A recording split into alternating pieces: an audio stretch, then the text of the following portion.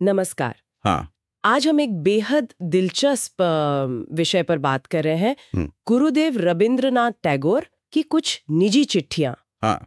और वो भी 100 साल पुरानी, हाल ही में नीलाम हुई हैं। हाँ। और वो भी करोड़ों में। बिल्कुल, ये खबर वाकई काफी ध्यान खींचने वाली है। हमारे पास न्यूज़ 18 हिंदी का एक लेख है जो इस पूरी नीलामी का ब्यौरा देता है। हाँ। तो चलिए इसी खबर में थोड़ा और गहरे उतरते हैं, समझते हैं कि टैगोर की विरासत आज भी इतनी मूल्यवान क्यों है। हाँ बिल्कुल, ये सिर्फ मतलब एक नीलामी की खबर भरनी है। ये तो टैगोर के जीवन, उनके निजी विचारों, उनकी कलात्मकता की दुनिया में झांकने का एक मौका है। सही। देखते हैं कि ये चिट्ठियां और जो दूसरी चीजें नीलाम हुई वो क्या कहानी बताती हैं। तो लेख बताता है कि ये नीलामी अष्टगुरु ने की थी, कलेक्टर्स चॉइस नाम से।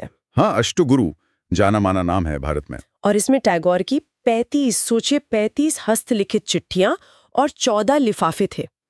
और अंदाजा लगाइए कितने में नीलाम हुए?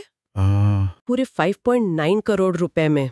चिट्ठियों के लिए 5.9 करोड़। यस, ये वाकई बहुत बहुत बड़ी रकम है। और लेख में एक जरूरी बात बताई गई है कि ये टैगोर की किसी पेंटिंग या चित्र के लिए नहीं है। हाँ, ये उनके दस्तावेजी काम के लिए मिली दूसरी सबसे बड़ी नीलामी राशि है। अच्छा, दस्तावेजी काम के लिए। जी हाँ। ये अपने आप में बताता है कि अब लोग ऐतिहासिक दस्तावेजों को कितना महत्व दे रहे हैं। हाँ, खासकर जब वो टैगोर जैसी हस्ती से जुड़े हों। मतलब इतिहास को सीधे छूने जैसा। सही बात है। और ये चिट्ठियां भी कोई आम चिट्ठियां नहीं है।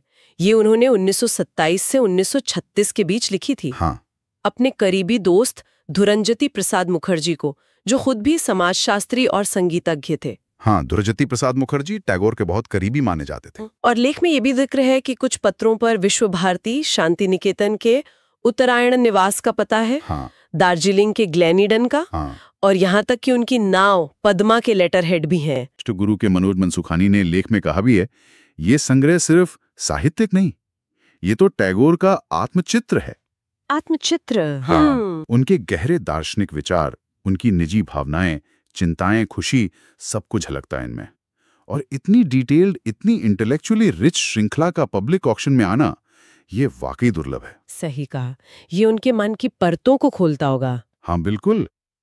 और टैगोर की अभिव्यक्ति सिर्फ शब्दों तक ही सीमित नहीं थी, है ना? हाँ। नीलामी में एक और चीज थी, द हार्ट नाम की एक मूर्ति। हाँ, ये बहुत खास है। लेख कहता है कि ये शायद टैगोर द्वारा बनाई गई एकमात्र ज्ञात मूर्ति है। जी, यही बात इसे बेशकीमती बना देती है।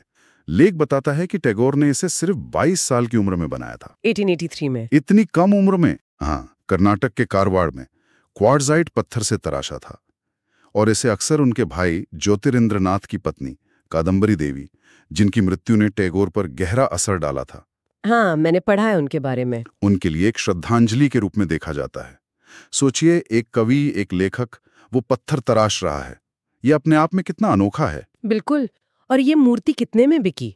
ये भी करीब 1.04 करोड़ रुपए में नीलाम हुई। 1 करोड़ से ज्यादा मूर्ति के लिए? हाँ। ये भी दिलचस्प है कि इसी नीलामी में, जैसा लेख बताता है, एमएफ हुसैन की पेंटिंग भी थी। हाँ, मदर टेरेसा सीरीज की। वो 3.80 करोड़ रुपए में बिकी, जो कि बहुत बड़ी रकम है। बिल्कुल। हुसैन साहब तो खैर, लेकिन फिर भी टैगोर की चिट्ठियों से कम। हाँ, ये तुलना भी काफी कुछ कहती है ना?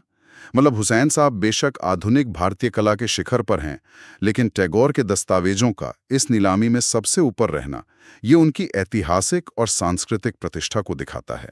सही। ये पूरी नीलामी, जिसमें कुल 77 कलाकृतियां थीं, ये एक बार फिर साबित करती है कि टैगोर की विरासत कितनी जीवित है। नोबेल पुरस्कार विजेता, 2 देशों के राष्ट्रगान के रचयिता, उनकी साहित्यिक, उनकी कलात्मक विरासत आज भी उतनी ही प्रासंगिक है, उतनी ही प्रेरणा देती है। उनका असर सिर्फ आर्ट या लिटरेचर तक नहीं है, वो तो हमारी चेतना का हिस्सा है। तो इस पूरी बातचीत से जो मुख्य बात निकल कर आ रही है वो यही है कि रविन्द्रनाथ टैगोर के निजी दस्तावेज, उनकी चिट्ठियां, उनकी वो अनोखी मूर्ति, ये आज भी कला प्रेमियों और संग्राहकों के लिए मतलब अनमोल है। हाँ बिल्कुल। ये सिर्फ कागज या पत्थर नहीं, ये इतिहास है, भावनाएं हैं, प्रतिभा है, उनकी स्थायी विरासत का सबूत। सही कहा। और ये हमें सोचने पर भी मजबूर करता है कि इन चिट्ठियों में, जिनका शायद कुछ हिस्सा अब भी अप्रकाशित हो, जैसा लेख में भी इशारा है, उनमें टैगोर के मन की, उस जमाने की और कौन सी कहानियां, कौन से गहरे विचार छिपे हो सकते हैं, हाँ। जो शायद भविष्य में कभी सामने आए और हमें उनके व्यक्तित्व के कुछ और नए पहलू दिखाएं। वीडियो को लाइक करें, शेयर करें और चैनल को सब्सक्राइब करना ना भूलें।